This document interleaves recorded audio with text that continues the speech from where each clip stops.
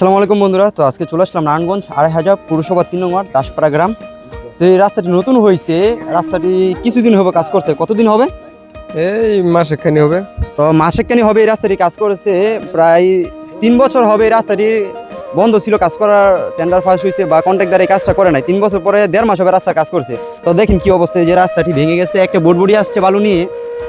এই যে দেখেন এই কোনাটার ভিতরে সিমেন্ট বলতে সিমেন্ট নাই, শুধু বালু আর পাথর দিয়ে তারা হালকা সিমেন্ট দিয়ে ঢালাই করে দিছে। এখন প্রায় এদিকে মানুষ দুর্ঘটনা ঘটে। তো ওই সামনে দিয়ে আরও অনেক ভাঙা আছে, সেটি আপনাকে দেখাবো। তো এটা কীভাবে কী হলো আমাদের এলাকারই এক ভাই, তার কাছ থেকে জানতে চাইতেছি। তো কীভাবে বিষয়টা তুমি আমাকে ফুল ক্লিয়ারভাবে বুঝিয়ে বলো। আপনার হ্যাঁ রাস্তা করছে, রাস্তার ভিতরে যে ডাকনাগুলো দিয়েছে এগুলো না একদমই সিমিট দেয়নি, ঠিক আছে। আর ডাকনাগুলো অনেক চিকুন বানায় লাইছে, এই জন্য একটা বোট ভিডিও এটার ভিতরে যাইতে পারে না। এই জন্য আজকে সকালবেলা এক বোট ভিডিও আইছে, সামান্য অল্প করে আমার লিয়া এনায় পইরা গেছে, পইরা ব্যথা ব্যথা পাইছে।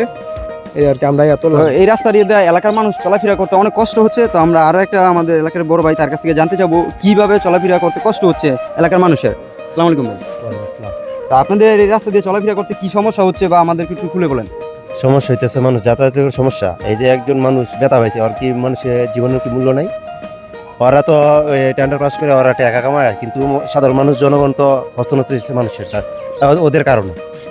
তো একটি দুর্ঘটনায় সারা জীবনের কান্না। তো যেই কন্ট্রাক্টর ছিল, তো সেই কী কাজটা করছে এই ভিডিওটার মাধ্যমে আপনারা কমেন্ট বক্সে তা বলে যাবেন।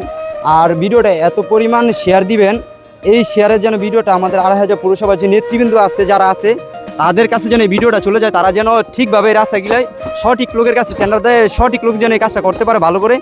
এলাকার যে মানুষ চলাফেরা করতে ভোগান্তি হচ্ছে, সেই ভোগান্তি যেন কমানোর জন্য আমরা আসছি। তো জিজ্ঞাসা আজকে যে বোটবুটিটা এই জায়গার ভিতরে অ্যাক্সিডেন্ট হয়েছে, তার কাছে আমি জিজ্ঞেস করতে চাই। আসসালামু আলাইকুম ভাই। তো আপনার এই গাড়িতে কত ফুট বালু নেয়? 20 ফুট বালু।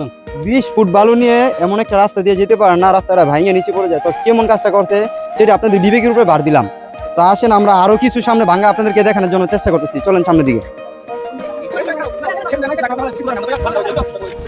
তো এই যে দেখেন বন্ধুরা, এই যে রাস্তার কি অবস্থা, এই চতুর সাইডে একটা ঢাকনার কোনো স্পেস বা পরিবেশ নাই। এদিকে মানুষ হাঁটাচলা করতে প্রায় এই গর্তের ভিতরে পড়ে যায়, ডাকলাইনের ভিতরে। তো এখানে অনেক দুর্ঘটনা ঘটছে। তো আমরা কিছু দুর্ঘটনার এই যে বাইরে থেকে জবান দিই বলো ভাই। এনে এসে 3 রাস্তার মোড় কথা বলতে নিয়ার মধ্যে একটা ডাক নাই, এনে বাচ্চা 2-1 দিন পরে বাচ্চা পরে পইরা ব্যথা পায়। আর এখন দেখেন হ্যাঁ কন্ট্রাক্টর আসার পরে আমরা বলছিলাম যে এটার ভিতরে আস্তর করে নিতে, হ্যাঁ আস্তরও করে নাই। দেখেন আপনারা আস্তর করে নাই, ডাকনাও একটা মিল মতো বয় নাই, বুঝছেন। হ্যাঁ হচ্ছে এই পরিস্থিতি, মানে আগর কোনো জিনিস কইলে হ্যাঁ শোনে না। তো একটা কন্ট্রাক্টর কতটা নিচে নামতে পারে, এইখানে শিশু বাচ্চারা কিছুদিন পর অ্যাক্সিডেন্ট হচ্ছে। এবং এই যে দেখেন কি অবস্থা, এই যে এই জায়গার প্রায় এই সাইডটা কিন্তু আস্তর করা নাই, তাছাড়া ডাকলাইনে কোনো মিল নাই।